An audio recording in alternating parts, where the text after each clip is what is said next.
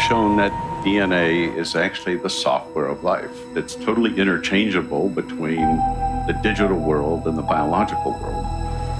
The DNA code itself is so digital, is so almost exactly like a computer tape.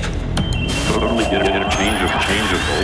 DNA code itself is the software of life. So digital. Scientists have come to the amazing conclusion that our bodies contain digital code. In fact, Bill Gates, you know, the founder of Microsoft, tweeted, "DNA is more advanced than any software ever created." Think about it. A program or code is written by someone very smart. The more complex the code, the more intelligent the author has to be. So here's the question. If our DNA code is more complex than any man-made software, where did it come from? Is it possible it was authored without an author, programmed without a program? Materialists think so, through neo-Darwinism, the modern version of Darwinian evolution. Stephen Meyer, author of the New York Times bestseller, Darwin's Doubt, explains. According to neo-Darwinism, new genetic information arises as a result of random mutations in the arrangement of the nucleotide bases along the spine of the DNA molecule. If those random changes are beneficial, they're passed on and preserved, and if many such changes are preserved and passed on, they would accumulate over time and eventually result in a very significant change in the morphology, the form of the organism. That's like saying if this game had glitches every time it was copied online, and gamers shared their favorite mutated versions and trashed the rest, it would eventually turn into this. Come on, really?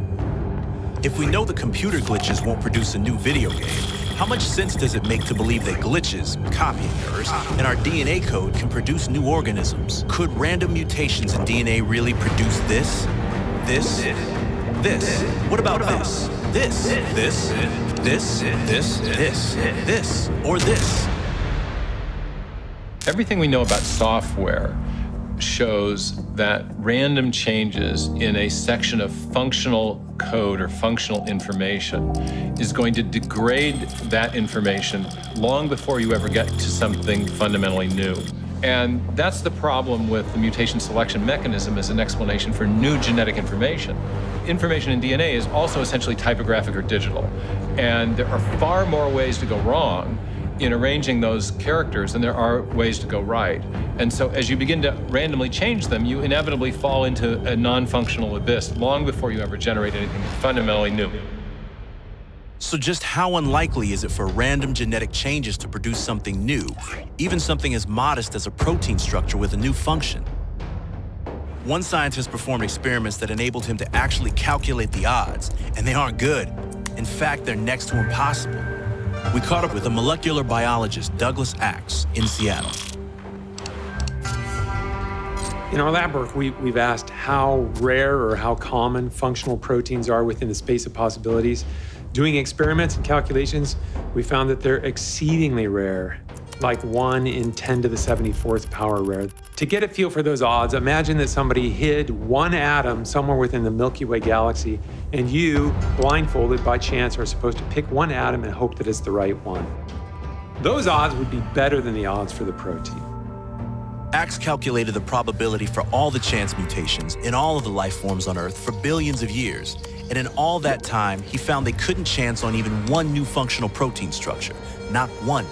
0.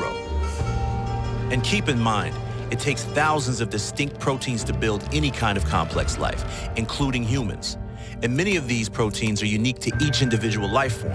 So we go from improbable to basically impossible. The bottom line is that the mutation selection mechanism simply lacks the creative power to generate the new information necessary to build new organisms in the history of life. If the material processes of mutation and natural selection aren't capable of producing the biological information needed for life, then where did it come from?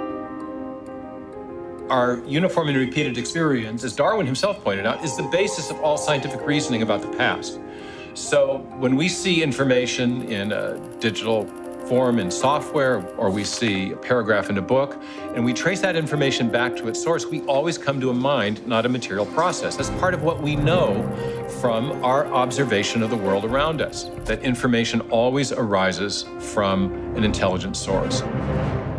So we can apply that knowledge to the question of historical biology. And when we see that information is the foundation of life, we can infer that the best explanation for the origin of that information is in fact also a mind, a conscious agent, not an undirected material process.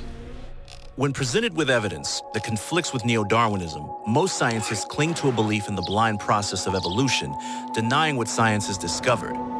That at the foundation of life, there exists a code so complex and advanced that it defies chance.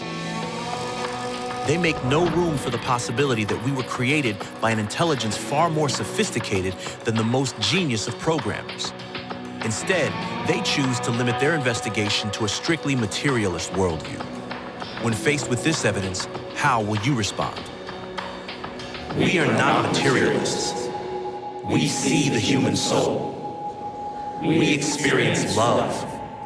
We live with purpose. We fight for justice. We require joy, and we will be quiet no longer.